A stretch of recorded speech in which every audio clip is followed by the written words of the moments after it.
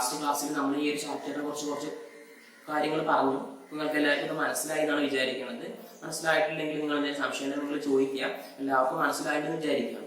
അവിടെ നമ്മൾ കുറച്ച് കാര്യങ്ങളൊക്കെ പറഞ്ഞു. എല്ലാ കാര്യങ്ങളും പറയുന്നില്ല. നമ്മൾ റിപ്പീറ്റേഷൻ വന്നാൽ എന്ത് ചെയ്യും, കൂടുതൽ സമയം എടുക്കും, നിങ്ങൾക്ക് ബോറിങ് പോകും. അപ്പൊ അതിന്റെ ആവശ്യമൊന്നുമില്ല. നമ്മൾ ബാക്കിയെല്ലാം എടുക്കുക. ഞാൻ ജസ്റ്റ് എന്തായാലും ഒന്ന് പറയാം. Section registration of A cooperative society, ഇതാണ് നമ്മൾ എടുത്തോണ്ടിരുന്നത്. ഓക്കെ, ഇവിടെ section 3, section 4, okay, section 5, section 6 വരെ പറഞ്ഞു. സെക്ഷൻ 6 എന്താ പറഞ്ഞത്? അവസാനമുള്ള കാര്യമാണ്. സെക്ഷൻ 6 വരെ പറഞ്ഞു. അതൊന്നും കൂടെ പറയാം. സെക്ഷൻ 6 എന്താ പറഞ്ഞത്? Application for registration. നമ്മുടെ society 1969 KCSA cooperative societies act ഇതിൽ രജിസ്റ്റർ ചെയ്യണമെങ്കിൽ ഒരു അപ്ലിക്കേഷൻ കൊടുക്കണം. ഈ അപ്ലിക്കേഷനിൽ ഒരു 4 റിക്വയർമെന്റും കൂടെ പറഞ്ഞു. ഇതെല്ലാം സാറ്റിസ്ഫൈഡ് ആണെങ്കിൽ, ഈ സെക്ഷൻ 6 മൊത്തമായിട്ട് സാറ്റിസ്ഫൈഡ് ആണെങ്കിൽ സെക്ഷൻ 7 പ്രകാരം എന്ത് ചെയ്യും, നമുക്ക് രജിസ്ട്രേഷൻ തരും. ആരാണ് രജിസ്ട്രേഷൻ തരിക? നമ്മുടെ രജിസ്ട്രാർ ആണ് നമുക്ക് രജിസ്ട്രേഷൻ തരിക. ഓക്കെ, ഇവിടെ 2 ഓപ്ഷനാണ് നമുക്കുള്ളത്. 2 ഓപ്ഷൻ നമുക്ക് രജിസ്ട്രാർ തരുന്നില്ല. ഒന്നും ചെയ്യാം, നമുക്ക് രജിസ്ട്രേഷൻ തരാം, അല്ലെങ്കിൽ രജിസ്ട്രേഷൻ തരാതിരിക്കാം. മേ ബി രജിസ്ട്രേഷൻ നമുക്ക് രജിസ്ട്രാർ തരുന്നില്ല. അങ്ങനെയാണെങ്കിൽ ഒരു 7 ദിവസത്തിനുള്ളിൽ എന്ത് ചെയ്യണം, ഇയാൾ നമുക്കൊരു നോട്ടീസിൽ കാര്യം അറിയിക്കാം. നിങ്ങൾക്ക് രജിസ്ട്രേഷൻ തരുന്നില്ല എന്ന് പറഞ്ഞാൽ അത് എന്തുകൊണ്ടാണ് തരാമെന്നുള്ള കാര്യം നമ്മൾ അറിയിക്കണം. ഇനി മേ ബി നമുക്ക് രജിസ്ട്രേഷൻ തരികയാണെങ്കിൽ നമ്മുടെ അപ്ലിക്കേഷനിൽ ഇത്രയും കാര്യം സാറ്റിസ്ഫൈഡ് ആവണം. ഈ രജിസ്ട്രാർ അദ്ദേഹം നമുക്ക് രജിസ്ട്രേഷൻ ചെയ്ത് തരികയാണ് നമ്മുടെ സൊസൈറ്റി. അങ്ങനെ തരണം എന്നുണ്ടെങ്കിൽ നമ്മുടെ ഈ ആപ്ലിക്കേഷൻ ഇങ്ങനെയൊക്കെ ആയിരിക്കണം. ഓക്കെ, 5 കണ്ടീഷൻസ് ഉണ്ട്. 5 കണ്ടീഷൻസ് ഒന്ന് പറഞ്ഞുതരാം. ഫസ്റ്റ് പോയിന്റ് സെക്ഷൻ 7 പ്രകാരമുള്ള കണ്ടീഷൻസ് ആണ്. The application complies with the provision of the act. Okay, എങ്ങനെയാവണം? നമ്മുടെ ഈ 1969 പറയുന്ന എല്ലാ കാര്യങ്ങളും എന്ത് ചെയ്യണം, നമ്മുടെ ഈ ആപ്ലിക്കേഷൻ സാറ്റിസ്ഫൈ ചെയ്യണം. ഓക്കെ, ഇവിടെ പറഞ്ഞ second point, the objectives of the society in accordance with section 4. എങ്ങനെയാവണം?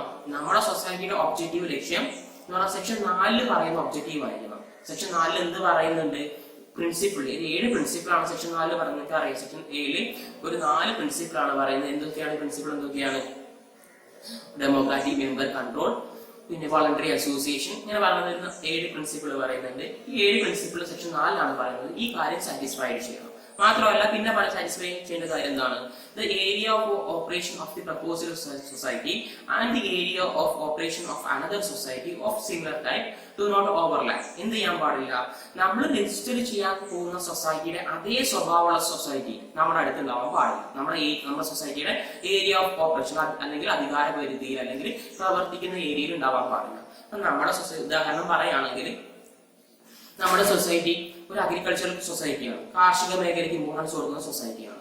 ഇതുപോലൊരു സൊസൈറ്റി നമ്മൾ പ്രവർത്തിക്കുന്ന ഏരിയയിൽ വേറെ ഉണ്ടെങ്കിൽ നമുക്ക് എന്ത് തരില്ല? രജിസ്ട്രാർ നമുക്ക് രജിസ്ട്രേഷൻ തരില്ല. ഓക്കെ, ഒരേ സെയിം ടൈപ്പുള്ള സൊസൈറ്റി എന്ത് പാടില്ല? നമ്മുടെ പ്രവർത്തന ഏരിയയിൽ പറ്റില്ല. ഇല്ലാത്ത വേറെ രീതിയിലുള്ള, ഇപ്പോൾ നമ്മുടെ അഗ്രികൾച്ചറിന് മാത്രമല്ല, നമുക്ക് എന്ത് ചെയ്യാം, അഗ്രികൾച്ചറൽ സൊസൈറ്റി ഉണ്ടാവാം, അതല്ലെങ്കിൽ പ്രൊഡ്യൂസർ സൊസൈറ്റി ഉണ്ടാവാം, കൺസ്യൂമർ സൊസൈറ്റി ഉണ്ടാവാം. അങ്ങനെ പല സൊസൈറ്റികളുണ്ട്, പല രീതിയിലുള്ള സൊസൈറ്റികളുണ്ട്, സഹകരണ സംഘങ്ങളുണ്ട്. ഓക്കെ, ഇത് ഒരേ ടൈപ്പുള്ള സംഘങ്ങൾ അല്ലെങ്കിൽ സൊസൈറ്റീസ് എന്ത് ചെയ്യാൻ പാടില്ല, ഒരേ സ്ഥലത്ത് ഉണ്ടാവാൻ പാടില്ല. അങ്ങനെ ഒരു സൊസൈറ്റി നേരത്തെ ഉണ്ടെങ്കിൽ അതുപോലുള്ള സൊസൈറ്റിക്ക് വീണ്ടും എന്ത് തരില്ല, നമ്മുടെ രജിസ്ട്രാർ രജിസ്ട്രേഷൻ തരില്ല. നെക്സ്റ്റ് പോയിന്റ് പറയുന്നത്, the proposed bylaw are not contrary to the provision of the act. Okay, നമ്മൾ രജിസ്ട്രാർക്ക് ഒരു 3 ബൈലോയുടെ 3 കോപ്പി കൊടുക്കണം സെക്ഷൻ 4 പറഞ്ഞിട്ടുണ്ട്. സോറി, സെക്ഷൻ 6 പറയുന്നുണ്ട് അപ്ലിക്കേഷൻ കൊടുക്കണം കൂട്ടത്തിൽ. പക്ഷെ എന്ത് ചെയ്യാൻ പാടില്ല? ഈ ഒരു കൊടുക്കുന്ന ബൈലോ ഒരിക്കലും നമ്മുടെ നിയമത്തിന് അല്ലെങ്കിൽ 1969 കമ്പനീസ് ആക്ടിന്റെ എതിരെയാവാൻ പാടില്ല. അതിൽ പറഞ്ഞുള്ള കാര്യങ്ങളെല്ലാം ബൈലോ എന്ത് ചെയ്യണം, സാറ്റിസ്ഫൈ ചെയ്യണം. ഓക്കെ, നെക്സ്റ്റ് പോയിന്റ് പറയുന്നത്, the proposed society complies with requirement of sound business. Okay, നമ്മുടെ സൊസൈറ്റി എന്ത് ചെയ്യണം, ഒരു സൗണ്ട് ബിസിനസ് അല്ലെങ്കിൽ ഒരു നല്ലൊരു ബിസിനസ് അല്ലെങ്കിൽ എന്തെങ്കിലും നല്ലൊരു ബിസിനസ് എന്ത് ചെയ്യണം, നമ്മുടെ സൊസൈറ്റി ചെയ്യണം.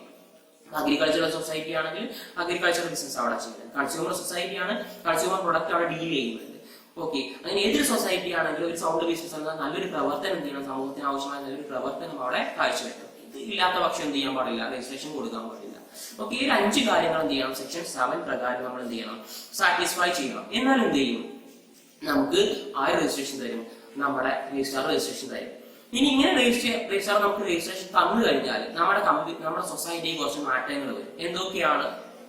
ഇങ്ങനെ രജിസ്ട്രാർ എന്താണ്, സാറ്റിസ്ഫൈഡ് ആണ്, നമ്മുടെ കൊടുത്ത കാര്യങ്ങളെല്ലാം സാറ്റിസ്ഫൈഡ് ആണെങ്കിൽ രജിസ്ട്രാർ ചെയ്യുന്ന ഒരു 4 കാര്യങ്ങളുണ്ട്. എന്തൊക്കെയാണ്? ഒന്ന്, the registrar has to enter the particulars in the register of the applicant. Okay, എന്ത് ചെയ്യണം, ഈ രജിസ്ട്രാർ അയാൾക്ക് സൊസൈറ്റിയെ കുറിച്ച് രജിസ്റ്റർ ബുക്ക് തയ്യാറാക്കേണ്ടതായിരിക്കും. ഈ രജിസ്റ്റർ ബുക്കിൽ എന്ത് ചെയ്യും, നമ്മുടെ സൊസൈറ്റിയുടെ പേര് എഴുതി വെക്കും. ഒരു ഫോം 2 പ്രകാരമൊക്കെയാണ് എഴുതി വെക്കുക.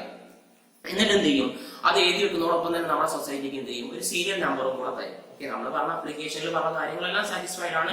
രജിസ്ട്രാർ സെക്ഷൻ 7 പ്രകാരം ചെക്ക് ചെയ്തു, അതും സാറ്റിസ്ഫൈഡ് ആണെങ്കിൽ എന്ത് ചെയ്യും, രജിസ്ട്രാർ നമ്മുടെ സൊസൈറ്റിയുടെ പേര് അദ്ദേഹത്തിന്റെ സൊസൈറ്റിയുടെ രജിസ്റ്റർ ബുക്കിൽ രേഖപ്പെടുത്തും. അതോടൊപ്പം തന്നെ നമ്മുടെ സൊസൈറ്റിക്ക് എന്ത് ചെയ്യും, ഒരു ആപ്ലിക്കേഷൻ അല്ലെങ്കിൽ ഒരു സീരിയൽ നമ്പറും കൂടെ തരും. ഓക്കെ, നിങ്ങൾ പല സഹകരണ സംഘത്തിന്റെ ബോർഡിൽ കണ്ടിട്ടായിരിക്കും അഫിലിയേറ്റഡ് നമ്പേഴ്സ് എന്നൊക്കെ പറഞ്ഞിട്ട് അഫിലിയേറ്റഡ് ടു എന്ന് പറഞ്ഞിട്ട് അപ്ലിക്കേഷൻ നമ്പർ കൊടുത്തിട്ടുണ്ടായിരിക്കും. അതുപോലെ നമ്പർ ആര് തരും, നമ്മുടെ സൊസൈറ്റിക്ക് രജിസ്ട്രാർ തരും.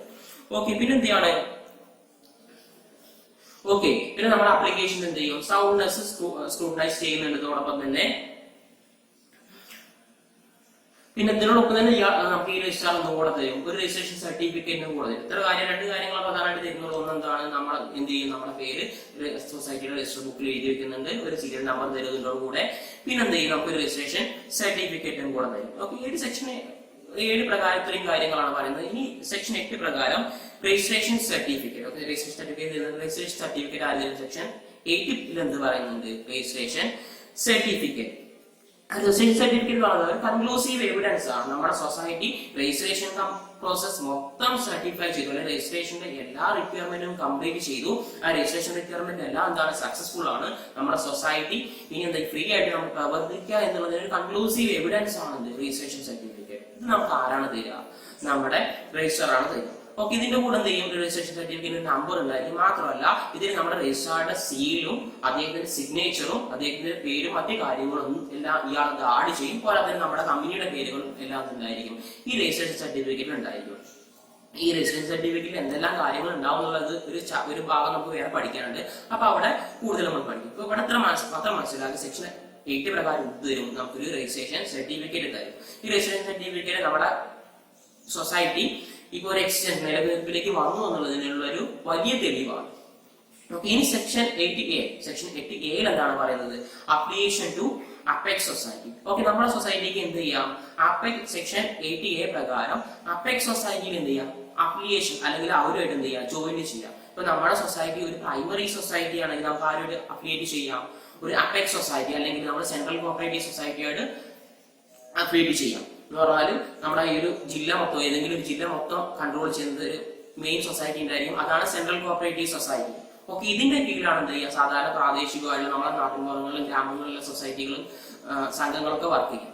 ഇങ്ങനെ വർക്ക് ചെയ്യണമെങ്കിൽ ഈ ചെറിയ സംഘങ്ങൾക്ക് വർക്ക് ചെയ്യാൻ എന്ത് ചെയ്യണം, നമുക്ക് വലിയ ഈ സെൻട്രൽ സൊസൈറ്റിയുമായിട്ട് എന്ത് ചെയ്യണം, അഫിലിയേഷൻ വേണം, അവരുടെ അപ്രൂവ് വേണം. ഇവരെന്ത് ചെയ്യണം, നമുക്ക് നമ്മുടെ സൊസൈറ്റിക്ക് രജിസ്ട്രാർ നമ്മുടെ സൊസൈറ്റിയെ അപ്രൂവ് ചെയ്ത് കഴിഞ്ഞാൽ ഇവരെന്ത് ചെയ്യണം, നമുക്ക് അപ്ലിക്കേഷൻ തരണം. ഇനി മേ ബി അവർ അപ്ലിക്കേഷൻ തന്നില്ലെങ്കിൽ നമുക്ക് എന്ത് ചെയ്യാം, രജിസ്ട്രാർ എടുത്ത് കംപ്ലൈന്റ് ചെയ്യാം. കംപ്ലൈന്റ് ചെയ്തിട്ട് അവർ എന്തുകൊണ്ട് അപ്ലിക്കേഷൻ തന്നില്ല എന്നുള്ളതിനെല്ലാം പരിഹാരം നമുക്ക് നേടാൻ പറ്റും. ഓക്കെ, ഇത്രയും ഒരു കാര്യങ്ങളാണ് ഇവിടെ പഠിക്കാനുള്ളത്. ഈ ഒരു സംഭവം കൂടെ കഴിഞ്ഞാൽ എന്തായി, രജിസ്ട്രേഷൻ ഫോർ അപ്ലിക്കേഷൻ അല്ലെങ്കിൽ നമ്മുടെ രജിസ്ട്രേഷന്റെ റിക്വയർമെന്റ് കംപ്ലീറ്റ് ആയി. ഓക്കെ, നമ്മൾ രജിസ്ട്രേഷൻ റിക്വയർമെന്റ് സെക്ഷൻ 3 മുതൽ സെക്ഷൻ 8A വരെയാണ് പറഞ്ഞത്. നമ്മൾ സെക്ഷൻ 8A നമ്മൾ കംപ്ലീറ്റ് ചെയ്തു. ഓക്കെ, ഈ ഒരു ക്ലാസ് ഇവിടെ വൈൻഡപ്പ് ചെയ്യാണ്. എന്തെങ്കിലും നിങ്ങൾക്ക് കുഴപ്പമോ പോരായ്മ തോന്നിയാൽ നിങ്ങൾ എന്ത് ചെയ്താൽ മതി, കമന്റ് ബോക്സിൽ രേഖപ്പെടുത്തിയാൽ മതി. നോട്ടുകൾ കറക്റ്റ് എഴുതിയെടുക്കുക. എല്ലാവരോടും ഒരു കാര്യം എന്താ പറയാനുള്ളത് വെച്ചാൽ, കറക്റ്റ് നോട്ടുകൾ എഴുതുക. അതിന് നിങ്ങൾ ആദ്യം കമ്പനി ചെയ്യാനൊന്നും പറ്റില്ല, അറിയാം നമ്മൾ പുതിയൊരു പ്ലാറ്റ്ഫോമാണ്, ഇവിടെ ഒരുപാട് ലിമിറ്റേഷൻസ് ഉണ്ട്. മാത്രമല്ല നിങ്ങൾ കറക്റ്റ് സമയത്ത് നോട്ട് ചെയ്ത് ഏത് സമയത്താണ് നോട്ട് പ്രസന്റ് ചെയ്യാൻ പറഞ്ഞത് ആ സമയത്ത് പ്രസന്റ് ചെയ്ത് കൊടുക്കുക. പിന്നെ ക്ലാസ് തുടങ്ങുന്ന സമയത്ത് ഈ നോട്ട് നിങ്ങളോട് ചോദിക്കും, ആ സമയത്ത് കാണിച്ചു കൊടുക്കുക. ഒരു കാരണവശാലും പറഞ്ഞ സമയത്ത് കൂടുതൽ എടുക്കാൻ പാടില്ല, അത് പിന്നെ പരിഗണിക്കില്ല. നിങ്ങളുടെ ഇന്റേണൽ മാർക്ക് അങ്ങനെ പല കാര്യങ്ങൾക്കും അത് പ്രശ്നമായിരിക്കും. അപ്പോൾ മാക്സിമം സഹകരിക്കുക. നിങ്ങൾക്ക് വേണ്ട രീതിയിൽ പറഞ്ഞാൽ മതി. എങ്ങനെയും ക്ലാസ് എങ്ങനെ നിങ്ങൾക്ക് എടുത്തു തരും, നിങ്ങളുടെ ഇഷ്ടം.